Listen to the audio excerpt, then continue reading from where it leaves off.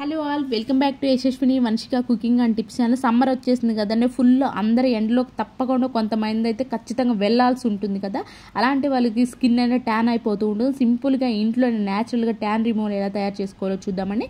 దానికోసం కొబ్బరి నూనె కొంచెం అయితే తీసేసుకున్నాను, ఒక ఫుల్ స్పూను, చిటికెడు పసుపు, అలానే బియ్యం పిండి ఉంటుంది కదా, బియ్యం పిండి కూడా ఒక ఫుల్ స్పూన్ అయితే తీసేసుకున్నాను. దీనిలోనే టమాటా ఉంటుంది కదండి, టమాటా జ్యూస్ ఉంటుంది, టమాటా జ్యూస్ని వేసుకోవాలి. అండ్ అలానే నిమ్మకాయ కూడా వేసేసుకోవాలి. ఈ విధంగా మనకి కన్సిస్టెంట్ తయారు చేసుకోవాలండి. మనం పార్లర్కి వెళ్ళి వేలు ఖర్చు పెట్టేసి ట్యాన్ రిమూవ్ చేసుకుంటూ ఉంటాం కదా, బట్ ఖచ్చితంగా ఇలాంటి సింపుల్ న్యాచురల్ రెమెడీ ఒకసారి ఇంట్లో ట్రై చేసి చూడండి, మీకు ఖచ్చితమైన రిజల్ట్ అయితే ఉంటుందండి. కొంచెం మనకి కన్సిస్టెన్సీ అని కొంచెం లూజ్గా ఉండాలి కాబట్టి ఇంకొంచెం టమాటాని అయితే పిండేసుకున్నాను నేను. దీనికి మన హ్యాండ్స్కి, నెక్కి, ఫేస్కి ఎక్కడైనా అప్లై చేసేసి ఒక 20 మినిట్స్ ఉండండి. ఆ 20 మినిట్స్ తర్వాత మీరు ఫేస్ని చల్ల నీళ్ళతో కడిగేసుకున్నారే అనుకోండి, మన స్కిన్ పైన ట్యాన్ అనేది ఈజీగా రిమూవ్ అవుతుందండి. 20 డేస్కి ఒకసారి ఈ విధంగా చేస్తూ ఉన్నారంటే, ముఖ్యంగా ఎండాకాలంలో ట్యాన్ అవుతున్న వాళ్ళు ఎవరైనా ఉన్నారంటే సింపుల్గా న్యాచురల్గా తయారు చేసుకుని ఈ విధంగా డ్రై అయ్యే వరకు ఉండండి. ఆ డ్రై అయిన తర్వాత చూపిస్తున్నాను చూడండి, స్కిన్ పైన ఎంత న్యాచురల్గా ఉంటుందండి. స్కిన్ ట్యాన్లు ఎక్కువ రిమూవ్ అయిపోవాలి అనుకున్న వాళ్ళు సింపుల్గా న్యాచురల్గా ఎలాంటి రూపాయి ఖర్చు లేకుండా ఇంట్లోనే స్కిన్ ట్యాన్ పైన రిమూవ్ అవ్వాలనుకుని సింపుల్గా అయితే ఈ ట్రిక్ని ట్రై చేయండి, మీకు ఖచ్చితంగా వర్క్ అయితే తీరుతుంది. అండ్ నెక్స్ట్ టిప్ వచ్చేసి నిమ్మకాయ తొక్కు ఉంటుంది కదా, నిమ్మకాయ తప్పన కొంచెం బేకింగ్ సోడా అయితే వేసేసుకున్నాను. మన డోర్స్ హ్యాండిల్స్ కానివ్వండి, లేదంటే గడియలు ఉంటాయి కదండి, కొన్నిసార్లు ఏమవుతుందంటే ముఖ్యంగా ఇలాంటి స్టీల్వి రస్ట్ పడుతూ ఉంటాయి కదండి, తుప్పు పడుతూ ఉంటాయి. అలాంటప్పుడు సింపుల్గా మనం 1 మంత్కి ఒకసారి లేదంటే 25 డేస్కి ఒకసారి ఈ విధంగా నిమ్మకాయ తొక్క పైన బేకింగ్ సోడా వేసి కనుక క్లీన్ చేసామనుకోండి, ఆ రస్ట్ ఎక్కువ కొన్ని పాత ఇల్లు ఉంటాయి కదండి, వాటికి ఎక్కువ రిపీటెడ్గా పడుతూ ఉంటుంది. అలాంటి వాళ్ళు ఏం చేస్తుండే, ఈ విధంగా మంత్లీ వన్స్ కనుక గడియలను కానీ హోల్డర్స్ కానీ క్లీన్ చేసుకున్నామే అనుకోండి నిమ్మకాయ తొక్కతోటి, మనకు ఖచ్చితంగా రస్ట్ అనేది పడుతుంది. అదే కొత్త ఇల్లు ఉన్నాయి అనుకోండి 2-3 మంత్స్కి ఒకసారి అయితే చేసి సరిపోతుంది. బట్ ఖచ్చితంగా మీరు క్లీన్ చేసిన తర్వాత ఈ విధంగా పొడి క్లాత్తో తుడిచేసేసేయాలండి. ఆ ప్లేస్లో కనుక తుడిచేసామని ఎలాంటి దుమ్ము అలాగే రెస్ట్ పట్టకుండా అయితే ఉంటుంది. ఐ హోప్ టిప్ అయితే నచ్చిందని అనుకుంటున్నాను. నెక్స్ట్ టిప్ వచ్చేసేసి, మనకి కిచెన్లో కొన్నిసార్లు పిండి జల్లించేటప్పుడు కానివ్వండి, లేదంటే చపాతీ చేసుకున్నప్పుడు ఇలా కింద కొంచెం పిండి పోతూ ఉంటుంది కదండి, అలా పోయిందని దీన్ని క్లీన్ చేయడం చాలా ఇబ్బందిగా ఉంటుంది. సింపుల్గా మనకు ఒక డస్టర్ ఉంటుంది కదా, స్పాంజ్ ఉంటే చాలండి. స్పాంజ్తో ఒకసారి తుడిచేసేసి ఆ తర్వాత వాటర్తో కనుక క్లీన్ చేసాము అనుకోండి, స్పాంజ్తో వాటర్తోనే చాలా సింపుల్గా మన క్లీనింగ్ అనేది అయిపోతుంది. ఐ హోప్ టిప్ అయితే నచ్చిందని నచ్చితే కనుక ప్లీజ్ ఒక లైక్ ఇచ్చి నా ఛానల్ సపోర్ట్ చేయండి. నెక్స్ట్ టిప్ వచ్చేసి, బాటిల్స్ ఉంటాయి కదా, ఇవి కొన్నిసార్లు లీక్ అవుతూ ఉన్నాయి అనుకోండి, అందులో జర్నీకి వెళ్ళేటప్పుడు తీసుకొని వెళ్ళాలి అన్నా కానివ్వండి, బాటిల్ మన బ్యాగ్ అంతా కూడా లీక్ అయిపోతూ ఉంటుంది.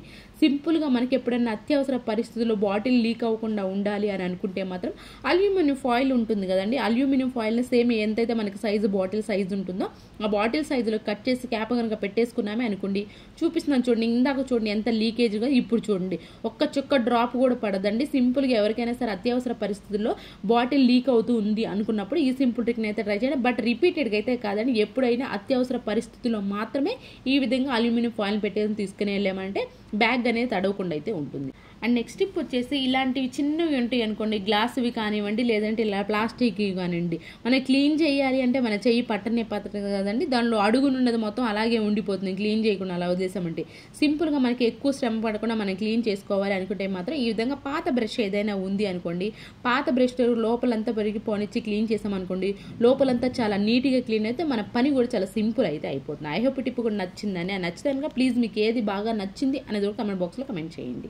నెక్స్ట్ టిప్ వచ్చేసి, ఆముదం కొంచెం అయితే తీసుకుని ఒక పావు స్పూన్ అయితే ఆముదాన్ని అయితే తీసేసుకున్నాను. దీని లోపల కొంచెం వాటర్ అయితే ఒక ఫుల్ స్పూన్ వాటర్ వేసి రెండు బాగా కలిపేసుకోవాలండి. దేనికి ఉపయోగిస్తాం అనుకుంటున్నారా, మనకు కొన్నిసార్లు చపాతీ ఏంటి అని అంటే ముఖ్యంగా ఆయిల్ లేకుండా కాల్చుకుంటూ ఉన్నామే అనుకోండి, చపాతీ మనకి గట్టిగా వస్తూ ఉంటే అతుక్కుపోయినట్లు అనిపిస్తుంటే, అలాంటప్పుడు మీరు దోశ ప్యాన్ పెట్టేసేసి చపాతీ ప్యాన్ ఏదైతే ఉందో ఫస్ట్ పెట్టేసేసాను గ్యాస్ స్టవ్ పైన. ఆ తర్వాత కొంచెం హీట్ అయ్యాక ఈ విధంగా ఆముదం ఉంటుంది కదా, ఆముదం ప్లస్ వాటర్ కలిపినవి కనుక మొత్తం చుట్టూ అప్లై చేసేసి ఆ తర్వాత కొంచెం వాటర్ అంతా డ్రై అయిపోయిన తర్వాత మీరు చపాతీ కనుక కాల్చుకున్నారనుకోండి, ఆ గట్టిదనం లేకుండా అయితే ఉంటుంది, చపాతీ చాలా సాఫ్ట్గా అయితే వస్తాయి.